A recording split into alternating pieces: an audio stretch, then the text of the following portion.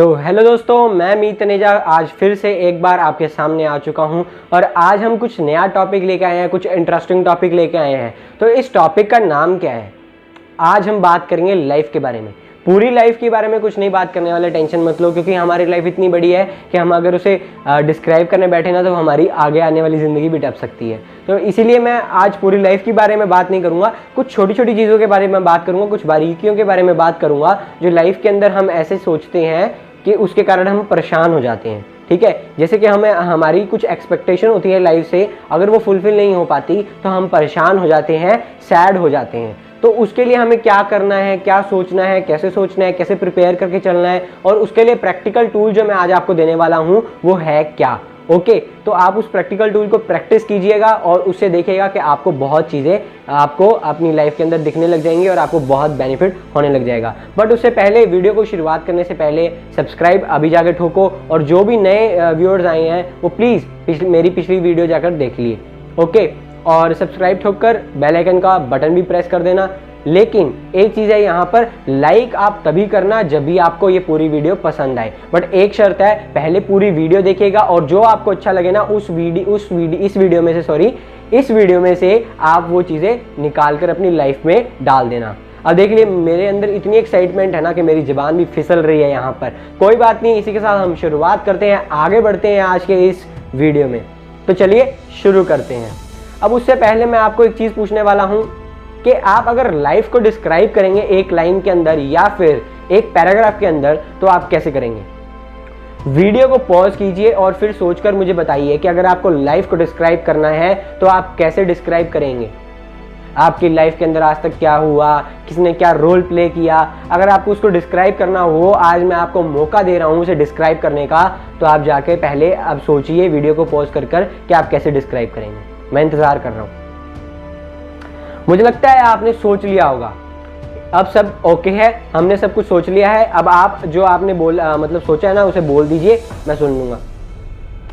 आप सोच रहे होंगे क्या बोल रहा है, पागल हो गया है ना।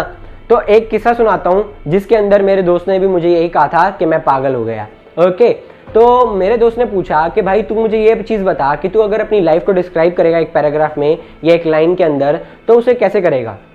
मैंने उसे बोला, भाई मेरी लाइफ बहुत बड़ी हो चुकी है, मतलब कि अभी तक 16 साल की मैं ज़िंदगी जी चुका हूँ, उसके अंदर मैंने बहुत कुछ देखा है, तो मैं उसे इतनी जल्दी डिस्क्राइब नहीं कर सकता। बट उसने कहा कोशिश कर। मैंने कहा चलो ठीक है। आप सबने मूवी देखी है? मूवी तो देखी होगी ना।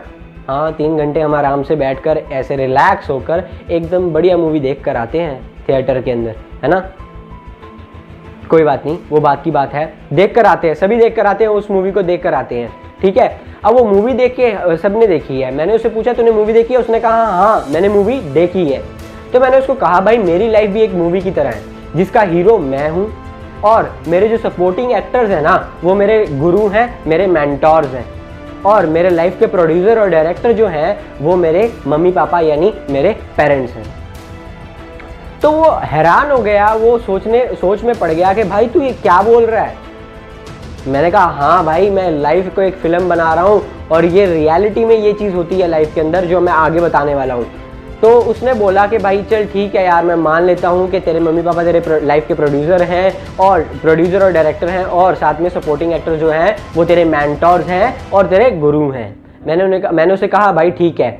अब मेरी लाइफ के अंदर क्या है, 2 हीरोइंस हैं।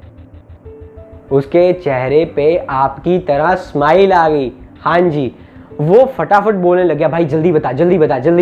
मैंने कहा भाई शांति रख, बता रहा हूँ। मैंने उसे बोला भाई मेरी लाइफ में 2 हीरोइंस है, पहली मेरी सोच, दूसरी मेरी काबिलियत।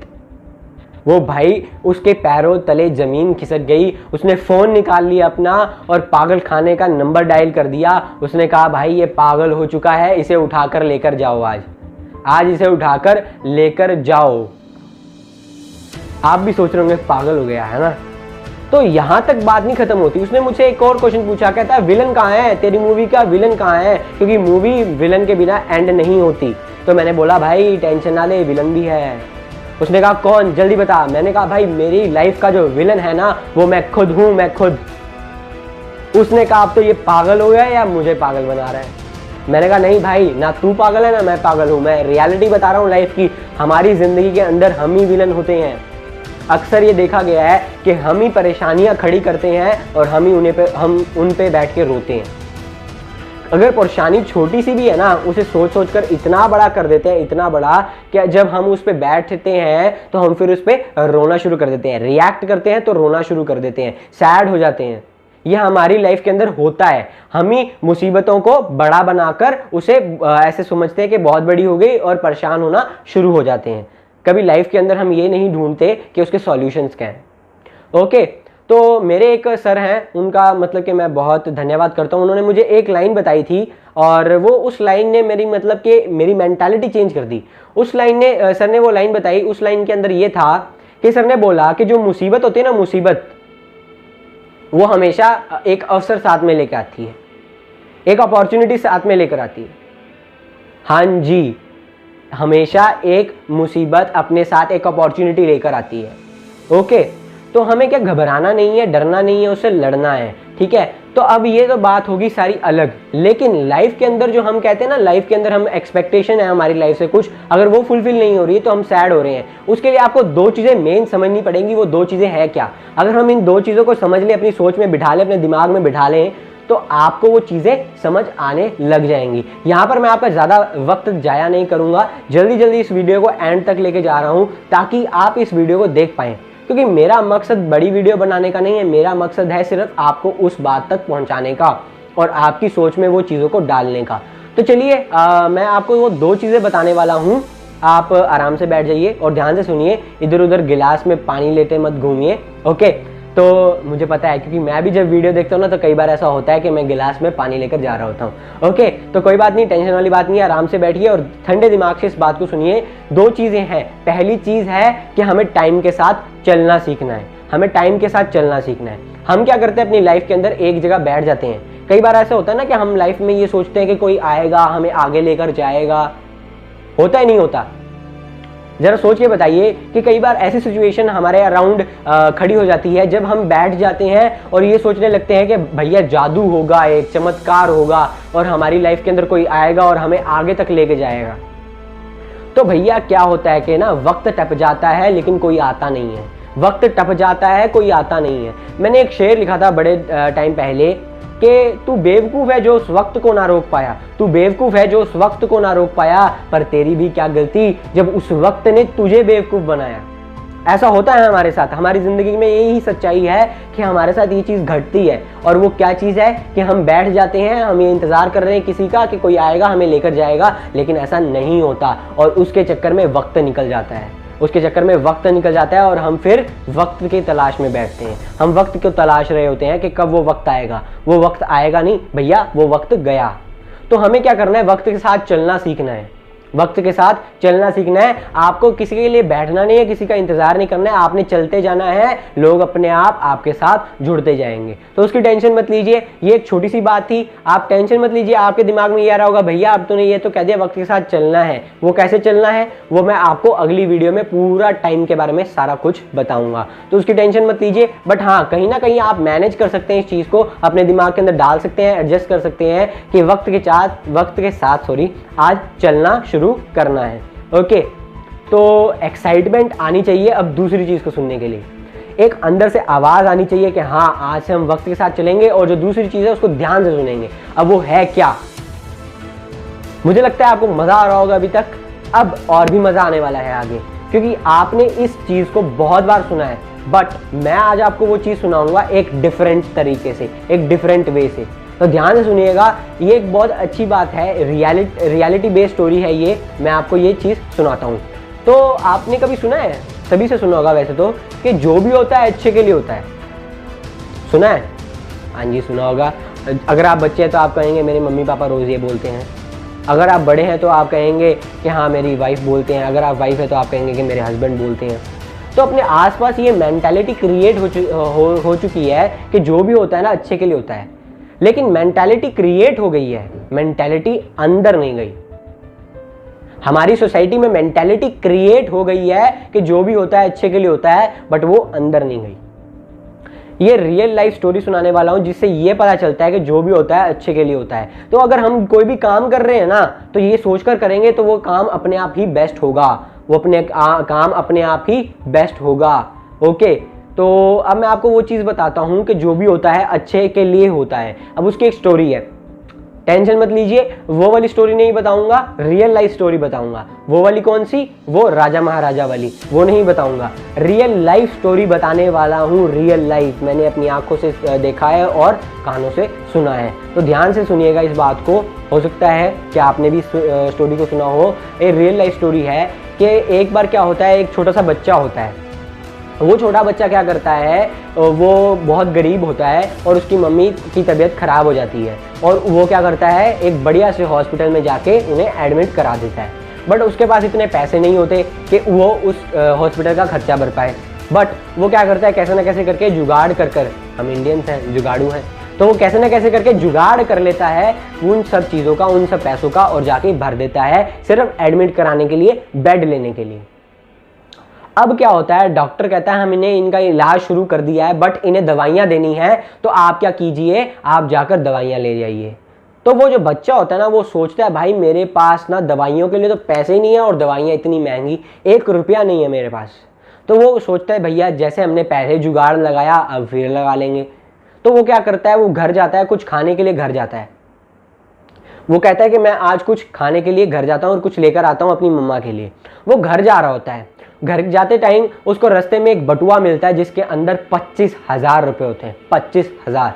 वो जब बटुए को खोलता है तो उसमें देखते हैं 25,000 रुपये हैं, 25,000 रुपये।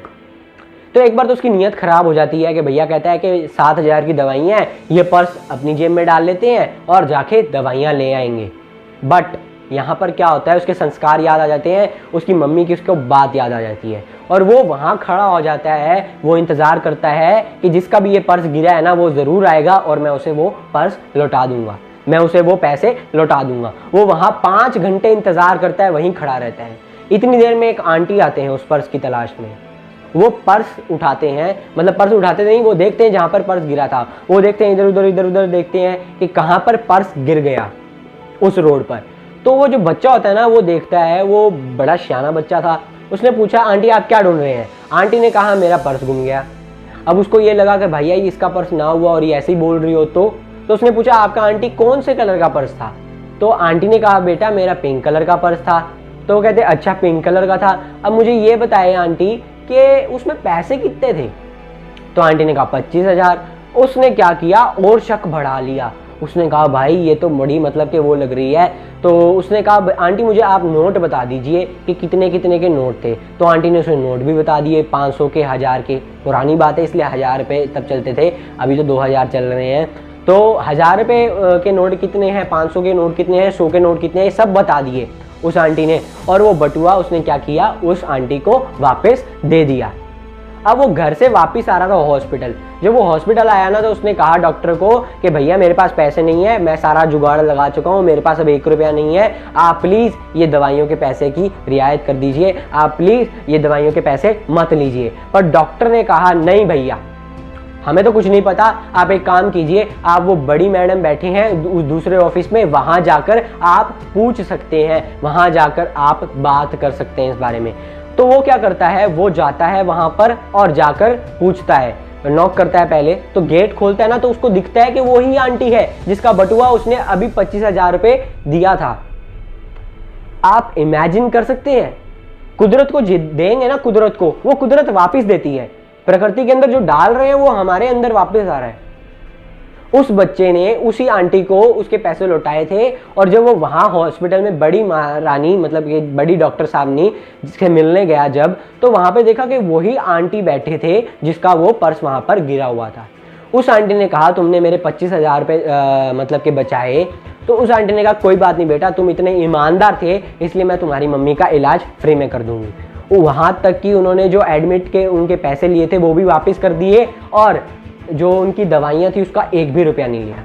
तो कितनी इंटरेस्टिंग बात है ना ये, कितनी अच्छी बात है। वीडियो काफ़ी लंबी हो चुकी है, मैं यहाँ पे एंड करने वाला हूँ जस्ट। कितनी अच्छी बात है ना कि जो भी होता है अच्छे के लिए होता है। रियल लाइफ में भी आप देख सकते हैं, अपनी लाइफ को आप अपनी लाइफ का एग्जाम्पल ले सकते हैं। आप कुछ ऐसे एग्जाम्पल सोचिए, कुछ ऐसी सिचुएशन जो सोचिए जब ये हुआ होगा, जब आपको पूरा अच्छे से याद होगा कि जब ये हुआ होगा, ये घटित हुआ होगा आपकी लाइफ के अंदर कि जो भी होता है अच्छे के लिए होता है। तो ये मेंटालिटी हमारे अंदर डालनी है और हम इसे लेके चलेंगे ना साथ में, तो हमारे काम ऑलरेडी अच्छे होने वाले हैं। तो मुझे लगता है आपको ये बात क्लियर होगी। अब मैं आपको एक ब्रह्मास्त्र देने वाला हूं, नोट कर लीजिएगा इस बात को, ब्रह्मास्त्र बड़ा बड़ा हैशटैग में डाल लीजिएगा या फिर ऐसे कर लीजिएगा, क्योंकि ये जो ब्रह्मास्त्र है ना बहुत बढ़िया चीज़ है और इस ब्रह्मास्त्र को मैं आपको देने वाला हूँ, कहीं नहीं मिलेगा ये ब्रह्मास्त्र। तो चलिए शुरुआत करते हैं। अब ये ब्रह्मास्त्र है क्या? LIFE, लाइफ को जब आप टुकड़ों में तोड़ोगे ना, लाइफ को LIFE, ये अल्फाबेट निकल कर आएंगे और एक अल्फाबेट अपने आप में खास होता है। तो ये जो एक अल्फाबेट है वो क्या बोलता है, सुनिए जरा। LIFE अल्फाबेट ये बोल रहा है LIFE। एल से क्या होगा? Love everyone. लव एवरीवन, अपनी लाइफ के अंदर सभी को प्यार दीजिए। जितना प्यार बांटेंगे ना उतना प्यार वापस आएगा। प्यार दीजिए, प्यार दीजिए, प्यार दीजिए। लव एवरीवन, ये पहली बात। अब आती है बात आई की बात आती है। आई क्या होता है? आई होता है इनिशिएट एवरी टाइम।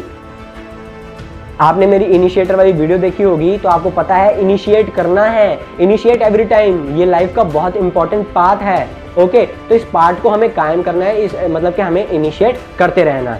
एल से लव एवरीवन, सेकंड आई से इनिशिएट एवरी टाइम। एफ से क्या होगा? एफ से कोई सोच सकता है? मैं इंतजार कर रहा हूँ, सोचिए, फटाफट सोचिए, हमारा टाइम खत्म होने वाला है। तो एफ से है फॉरगिव एवरीवन, सभी को माफ कर दो। मतलब कि आप सोचो ही मत कि इसकी गलती है या इसकी गलती है, लड़ाइयाँ भी कम हो जाएंगी, साथ में आपकी लाइफ के अंदर वो इंजॉयमेंट आ जाएगा, आपकी लाइफ के अंदर वो हैप्पीनेस आ जाएगी। तो फॉरगिव एवरीवन, सभी को माफ कर दीजिए, सभी को। और अब बात आती है LIFE के बाद ई की। ई, अब ई से क्या होगा भैया, हमें ई से बताइए। थोड़ा मतलब कि मैं एक्टिंग भी अच्छी कर लेता हूँ लेकिन इतनी भी अच्छी नहीं करता, लगता है मुझे कि ये वाली बेकार होगी ऐसे से हिलते टाइम। कोई बात नहीं, तो चलिए हम बात करते हैं ई की। अब ई क्या है? Enjoy every time.